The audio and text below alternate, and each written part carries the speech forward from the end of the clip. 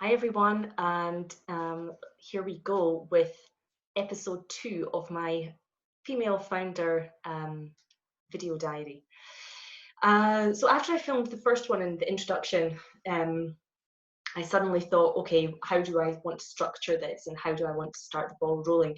So there's two elements I want to look at. The first one is building a little bit more of the business so that I can demonstrate traction and appetite for the type of business that I have.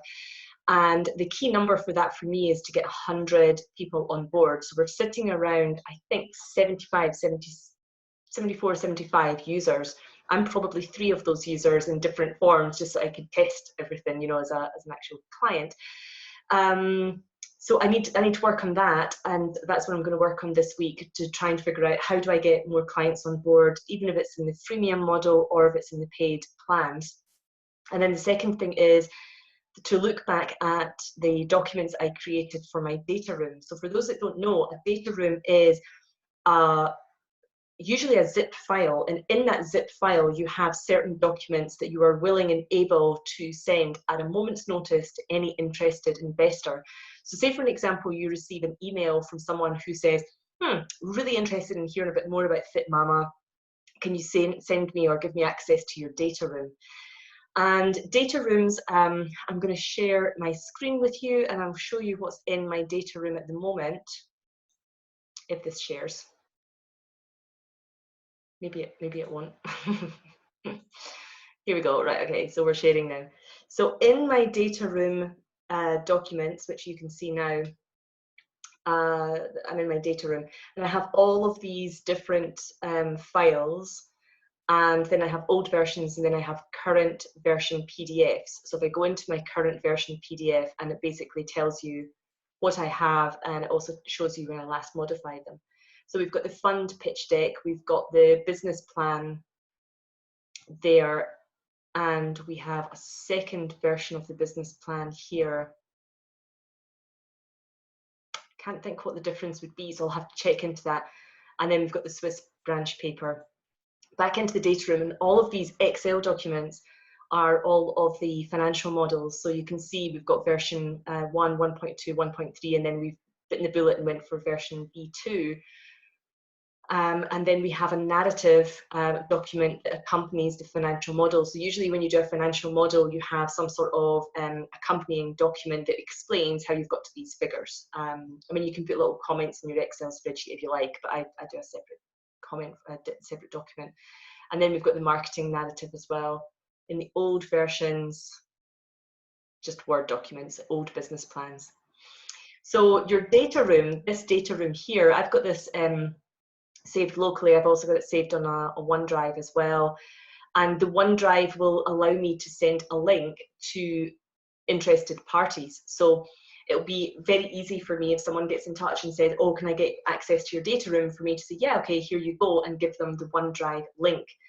Huge implications of that, because there's NDAs, which are non-disclosure agreements. So if you're a new founder and you've got this business, you're in this catch-22 position where you want definitely to give as much information to a potential investor as possible, but at the same time you don't want to give them everything so that they go, oh, that's a great idea, actually my best friend's a personal trainer, I think I'll just pass all this to her or him and maybe they can start up the equivalent.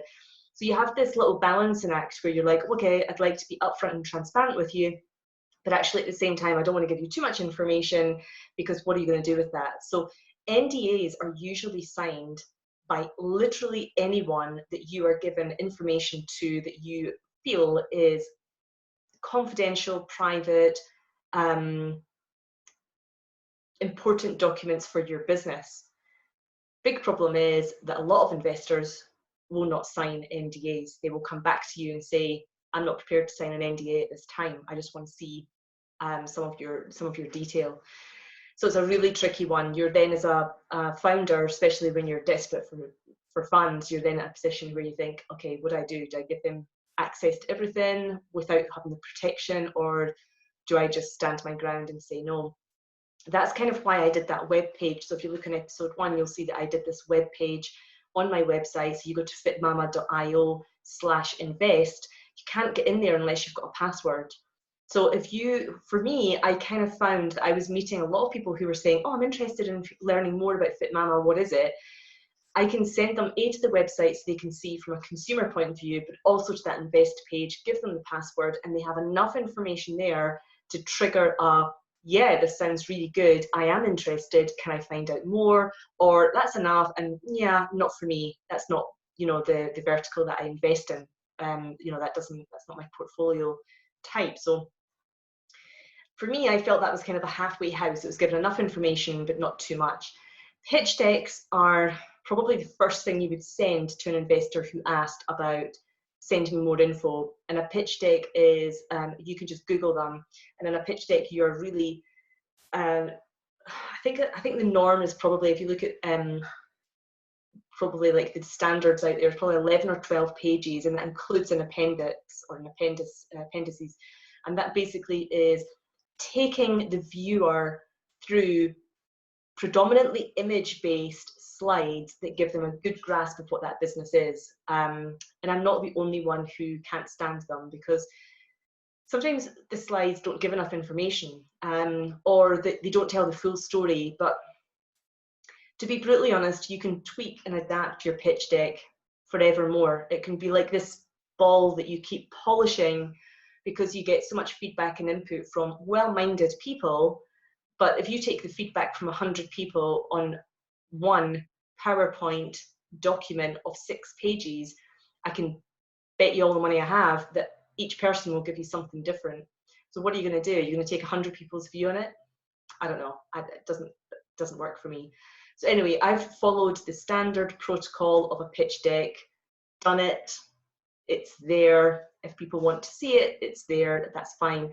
But I've also done exec summaries. I've done a brochure as well. So I've designed a brochure, which for me reads nicer. It's a longer document, and it also still takes the reader on a journey, but it gives them a little bit, for me, a little bit more depth. So these documents I have in my data room, the most important one is the financial deck and the financial model. And I can tell you now that's going absolutely nowhere until an NDA is signed. Nowhere. So on a pitch deck, in a brochure, in a conversation, in a chat, yeah, I can tell you total available market. I can tell you global market. I can give you any stats you like. And then you can maybe figure out from there, well, what would the revenue figure be like? But me, myself, I'm not going to give you my financials unless I get an NDA signed. So the data room for me, that's why in my data room you don't have the Excel spreadsheets. So my job this week is going to go through my data room to make sure, are these documents still relevant, up to date, concise? Are there any figures that require to be changed in them? I've given it some really, really long, tough consideration. Is my business impacted at all about COVID-19 and the virus? Is there a pre-COVID fitmama and a post-COVID fitmama? And I've sat there and thought about it, and actually no, there's not, because there are still mums and dads, and there is still a requirement for fitness. And my business is not product-based, so it's not been impacted by a shop closing, or, you know, I don't sell it on an Amazon type platform, so that won't be affected. So my B2C vertical won't be affected. My B2B vertical could be, but I was very, very conservative with the figures I put into my financial model. I predicted taking one new corporate client on per month, which was very low figures. I didn't really know how long it would take to court and get a nice warm introduction to an HR team or an executive team to then sell in a white label product. So I conservatively based that on one new client per month. And I don't know if that will change or not.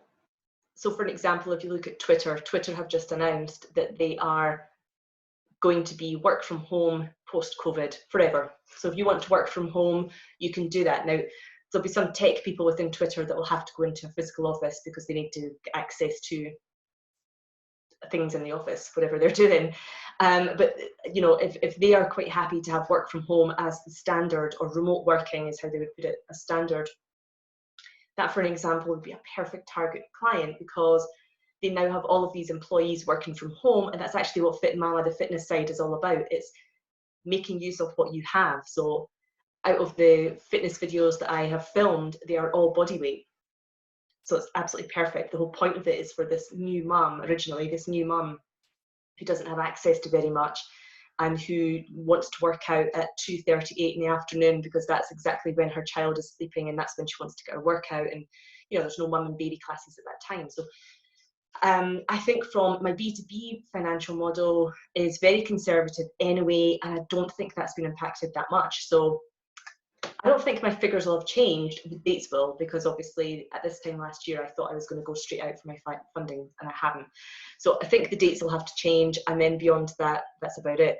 So this week I'm going to concentrate on how do I prioritize getting to 100 clients so that I can take on some more people. I'm not training face-to-face any clients at the moment because of the virus. So my concentration is on online material. I'm going to try and get these clients on board. So I've got 100. I don't think I'll reach 100 in 1 week. We're sitting at about, I think it's 74 at the moment. Can I get 25 clients in 1 week? Challenge accepted, but not sure. I'm going to try my hardest. So I'm going to try and get 25 clients this week. And then I need to work on my data room to see what's happening there. Now the data room stuff is critical, because if I then go out into the marketplace and look for funding, it's the first thing they're going to ask for. Can I get access to your data room? So I need to get that slick and smart. And I think in a cover letter email, I think there I will address the elephant in the room of the virus, but I don't think I'll necessarily change much of my documents. I don't want the business to be based around, oh, well, this is, now that we've had the virus, blah, blah, blah. The business was legit before, it should be legit now. So I don't think the virus has affected very much. So that's my starting point for this week. Wish me luck. And I'll let you know how I get on in a week's time. Speak to you then. Bye.